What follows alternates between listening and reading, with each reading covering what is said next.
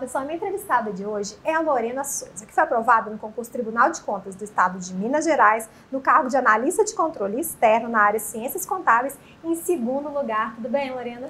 Tudo jóia. Antes de mais nada, eu quero agradecer por você ter topado o convite do Estratégia Concursos para vir aqui em São Paulo, dar essa entrevista e para a gente iniciar, eu gostaria que você se apresentasse para as pessoas que estão nos assistindo. Bom, gente, meu nome é Lorena, eu sou de Belo Horizonte, eu tenho 25 anos e eu sou formada em Ciências Contábeis. Adoro vir conversar com mineiros, eu que também sou mineira, apesar de não ter muito sotaque, é sempre muito bom, né, dar um dedinho de prosa, como a gente fala lá em Minas. Pois é, mineiro adora parar para bater um papo, né? Com certeza, só botar um cafezinho, um pãozinho de queijo aqui, a gente ia a tarde inteira com essa gravação, né, Lorena? E o que te levou, tomou a decisão, né, estudar para concurso público? Teve alguma influência na família, algum servidor na família? Foi uma decisão só sua de iniciar os estudos para concurso público?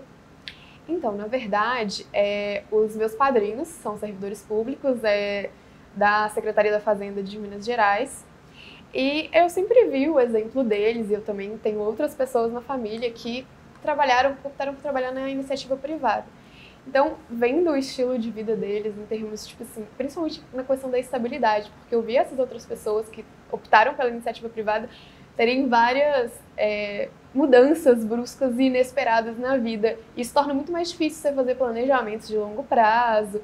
Então, essa questão da estabilidade foi uma das coisas que mais me atraiu. Durante a sua caminhada nessa jornada de concurseira, você precisou conciliar seus estudos para concurso público com faculdade, trabalho, com outros projetos pessoais, ou sempre pôde se dedicar exclusivamente aos estudos para concurso público? Então, eu pude me dedicar exclusivamente aos estudos para concurso, porque desde que eu iniciei a faculdade eu já sabia que eu queria prestar concurso quando eu graduasse, né? Então, durante a faculdade eu trabalhava no Banco do Brasil, eu fiz um concurso durante a faculdade, trabalhei no Banco do Brasil por 2 anos e 9 meses, e aí eu me programei, juntei o máximo de dinheiro que eu pude para que eu pudesse me dedicar exclusivamente aos estudos quando eu me formasse. E a escolha da graduação também já foi pensando em concurso público ou foi por afinidade mesmo? Então, foi um pouco dos dois. Eu sabia que para concurso público, das áreas que me atraíam mais, o ideal seria ou direito ou contabilidade, mas eu gosto mais digamos assim, contabilidade não é exatamente exatas, é mais uma ciências sociais aplicadas, como eles chamam, mas pelo menos tem um pouquinho de conta, tem uma matemática financeira. Então, me atrai mais do que o direito, que é só aquela teoria e tal. Eu preferi deixar para estudar quando eu fosse realmente me preparar para concurso. E essa foi sua primeira aprovação? Já tinha passado por essa experiência antes? E reprovações também, já havia passado por isso? Bom, de todos os concursos que eu fiz, primeiro, igual eu falei, eu fiz para o Banco do Brasil. Aí eu passei em primeiro lugar lá em Minas, em 2014, se eu não me engano. Aí, na mesma época, eu fiz para a Caixa. Eu fui até classificada, mesmo uma posição não muito boa. Mas também não fazia muita diferença, porque como eu trabalhava na agência dentro da UFMG, então era muito cômodo para mim trabalhar e estudar no mesmo lugar. Aí depois que eu saí do banco, que eu voltei a estudar para concurso, eu fiz concurso do Tribunal de Contas do Estado de São Paulo. Eu fui classificada numa posição bem ruim, não acho que vou ser chamada sem chance. Eu fiz o concurso da CEMIG para contador, eu passei em primeiro lugar, mas eu preferi não assumir, porque não era algo que eu realmente queria.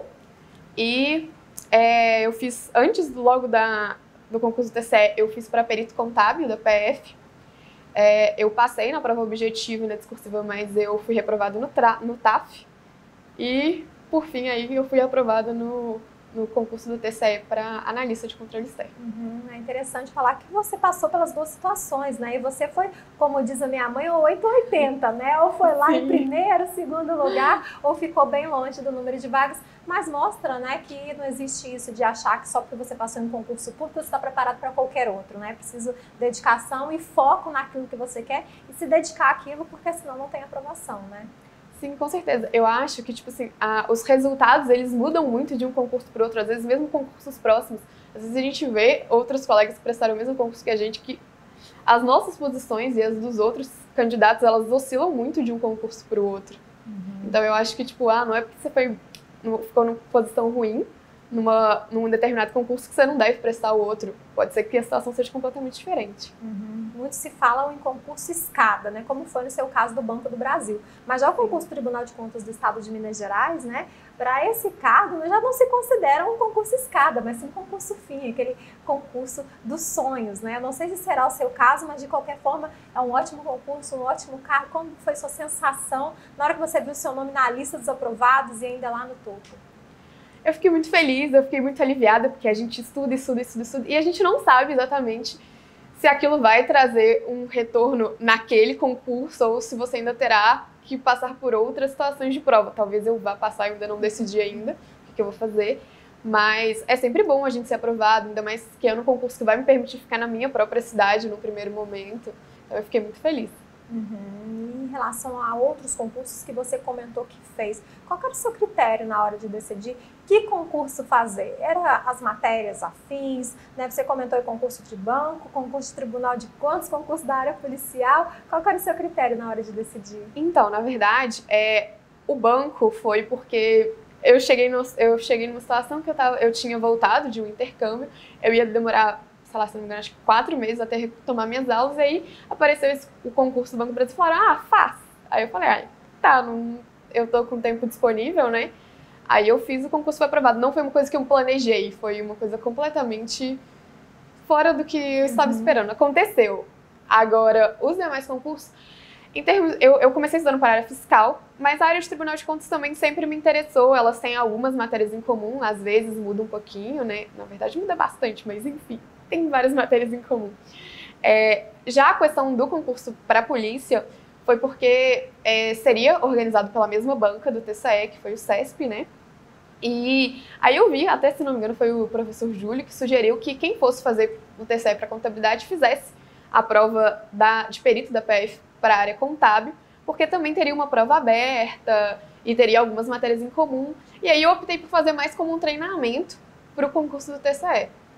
Não porque eu pretendia realmente seguir carreira no órgão. Talvez eu viesse a gostar, mas eu acho que não faz tanto o meu perfil. Em relação à vida social, né? Você é daquelas mais radicais que acredita que todo tempo é tempo de estudo, né? Então dá uma pausa aí nas visitas, saídas com os amigos, visitas aos familiares, ou pelo contrário, né? Que é preciso sim ter de certa forma uma vida social como uma válvula de escape, para ter um momento de relaxar e voltar com tudo com os estudos para concurso. Então, eu acho que eu posso falar da minha experiência pessoal, eu não consigo ficar o tempo inteiro só naquela questão, concurso e tal. Eu evitei saídas, digamos assim, cansativas.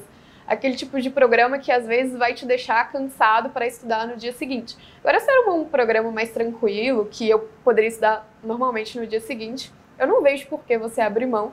Mas é claro que isso depende muito da situação de cada um. Às vezes você começa a estudar num pós-edital e você tá com tudo muito corrido, aí é uma escolha que você vai ter que fazer. Mas eu comecei a estudar com mais antecedência, então eu não vi essa necessidade durante a minha preparação. Você é casado, tem filhos, namora, sua família entendeu, até pelo fato de ter servidores próximos, como você comentou, seus padrinhos, essa rotina de estudo, de dedicação? Sim, eu sou solteira, né? Eu não tenho filhos, eu ainda moro com meus pais, com a minha irmã. Então, eu não tenho tantos compromissos, né? Em termos de ter que cuidar de filhos, casa, etc. E os meus pais sempre me apoiaram muito nesse projeto, né? De estudar para concurso. Como eu estudava em casa, então eu sempre precisava da colaboração deles, né? Para ter silêncio, para eu conseguir estudar.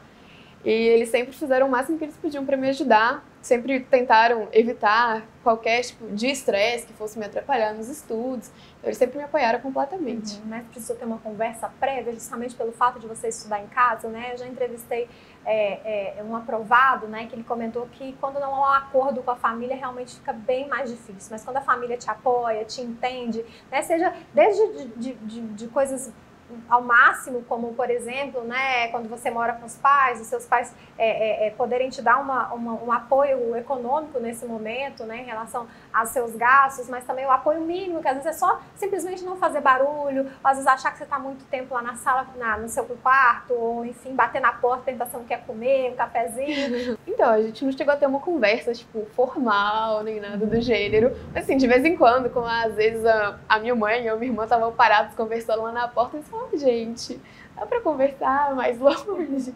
Mas, assim, nada que tivesse ser uma coisa super formal e tal. Na maioria das vezes, eles mesmo sabiam, né, que aquilo ia me atrapalhar, talvez. Então, nunca foi uma coisa que a gente tivesse que parar e sentar e conversar. Às vezes a gente falava, isso pode atrapalhar um pouquinho, isso dá para vocês não fazerem, mas nada assim. Vi que tem muito trabalho para ajustar. E há quanto tempo você se considera uma concurseira, especificamente para o concurso Tribunal de Contas do Estado de Minas Gerais? Foi quanto tempo de preparação? Bom, eu comecei a estudar para concurso tem 1 ano e meio. Agora, para o Tribunal de Contas de Minas, especificamente, foi uns 8 meses. Tem uns 8 meses que eu comecei a estudar, se eu não me engano, foi quando eles postaram aquela portaria que eles realmente definiram quantos cargos ia ser para cada área de graduação. E durante a sua preparação, que materiais você utilizou? Livros, PDFs, videoaulas, aulas presenciais, telepresenciais? Qual foi o método que você mais se adequou e por quê? Bom, o método que eu mais gostei de utilizar foram os PDFs. Eu acho que, para mim, funciona bem melhor em termos de memorização do que simplesmente assistir a aula. Eu sei que tem muita gente que gosta de assistir a aula e fazer resumos e etc. Mas eu não gosto de resumos. Para mim é uma coisa que toma muito tempo e não funciona no meu caso, né? Eu gosto muito de ler PDF e resolver questões. Em termos de cursinho presencial, eu nunca cheguei a pensar em fazer porque não tem tantas opções lá na minha cidade para preparação com antecedência. E também porque eu acho que essa questão de você ter que se deslocar para o local, isso toma um tempo considerável e te desgasta também. Então, eu não achei que valia a pena no meu caso, sendo que eu tinha um ambiente adequado em casa para poder estudar. E pelo fato de ser um concurso que você fez na sua área de formação, houve a necessidade de você buscar um livro, algum material que você utilizou durante a faculdade? Não cheguei a buscar nada que eu tenha utilizado durante a faculdade. Até porque o enfoque é muito diferente. Eu não sei se é porque na minha faculdade eles tinham um enfoque bem acadêmico no curso. Então, assim, embora eu nunca tenha tido dificuldade para estudar contabilidade para concurso, o foco é diferente do que foi dado na minha universidade. Como você conheceu a Estratégia Concursos? Bom, a primeira vez que eu ouvi falar do Estratégia, na verdade nem ouvi, eu vi, porque tem uma salinha na biblioteca lá da UFMG que é usado muito mais por concurseiro do que por aluno da própria universidade. E eu via todo mundo nos computadores usando o PDF do Estratégia. E aí, depois eu fui conversar com um colega que já estudava há mais tempo, e ele disse que várias pessoas indicavam o Estratégia, que todo mundo gostava muito. Aí eu resolvi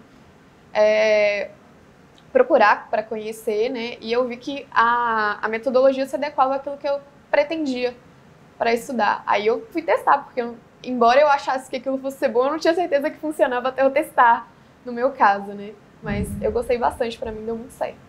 Sem dúvida nenhuma, uma das maiores dificuldades de todo concurseiro, né, é conseguir aprender, decorar todo o conteúdo que pode ser cobrado no dia da prova. Então, vou fazer perguntas agora especificamente sobre a sua preparação, começando por uma delas, a respeito do PDF que você disse que era o que você mais estudava. Você imprimia, estudava pelo próprio computador, fazia marcações? Eu imprimia, porque eu tenho muita dor de cabeça lendo no computador.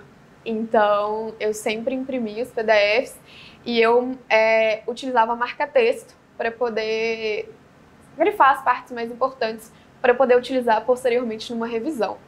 Você já tem uma certa bagagem, né, mais de 1 ano aí de estudo, né? Sim. Mas no começo, para grifar, as pessoas têm muita dúvida, né? Uma vez eu ouvi uma frase que quem destaca tudo, aliás, que quem grifa tudo não destaca nada. Então, no final das contas, tá tudo ali, você olha, tá um carnaval ali, a sua apostila, tá tudo grifado. Como que você faz? Você para saber que aquilo mesmo é importante? Você usava o auxílio, por exemplo, das questões, a partir das questões ver o que era interessante, fazia uma primeira leitura e depois voltava marcando, ou já marcava na primeira leitura? Então, eu lia uma primeira vez e depois eu fazia a marcação, até para eu entender o assunto de verdade, ver o que ia ser importante dentro daquele conteúdo.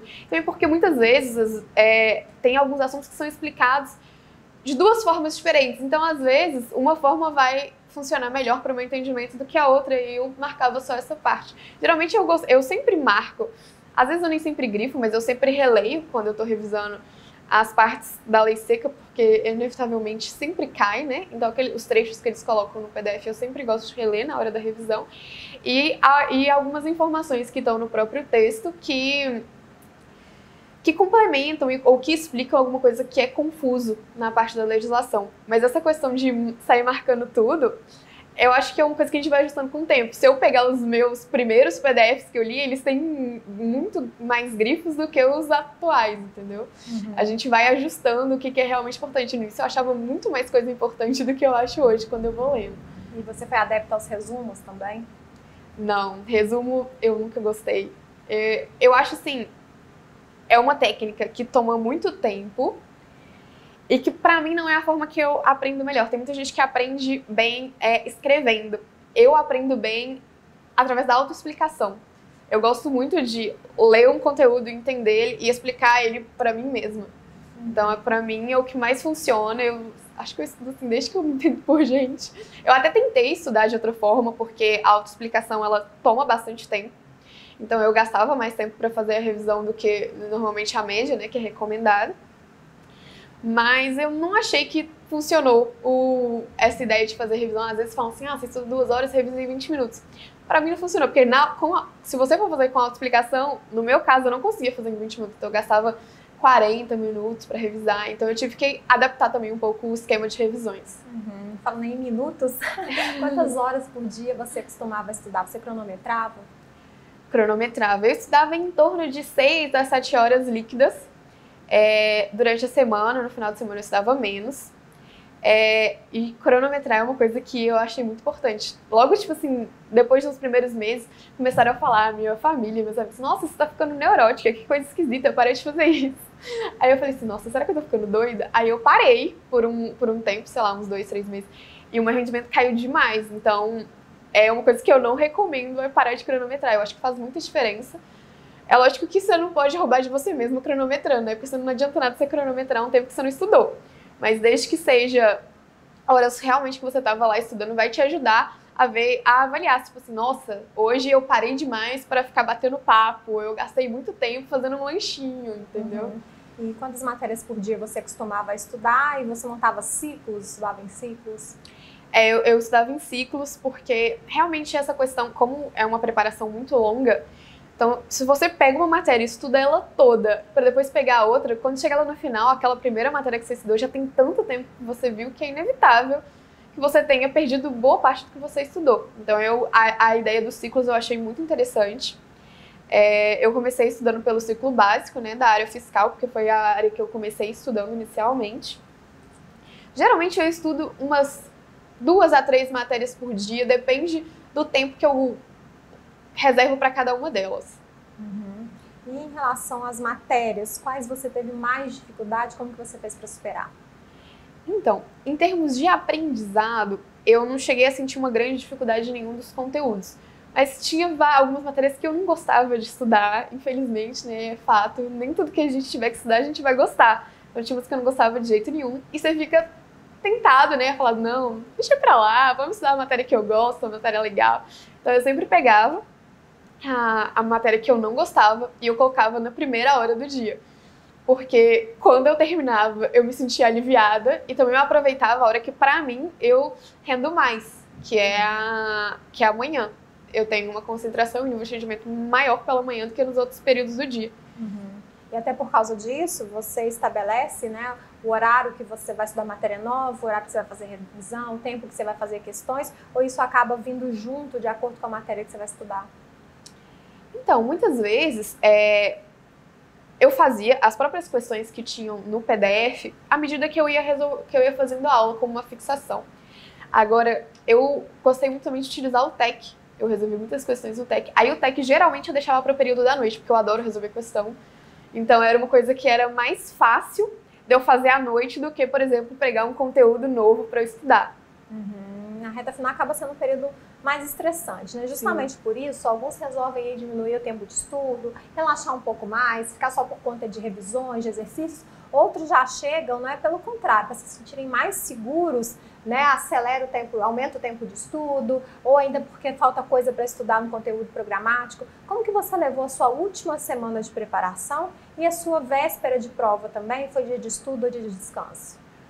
Bom, a minha última semana eu estudei muito, mas eu estudei o dobro do que eu tenho costume de estudar, mas não porque eu acho que é a melhor tática. Eu fiz isso porque boa parte de outubro e início de novembro eu estudei pouquíssimo, porque como eu tinha passado a primeira etapa do perito da PF, eu fui treinar para o TAF para eu não passar vergonha demais. Então, isso me tomou muito tempo, porque tinha que nadar, malhar, correr, então isso tomava boa parte do meu tempo, fora a parte que eu não estava morta de cansaço, porque eu não estava acostumada a fazer atividade física, muito menos nessa intensidade.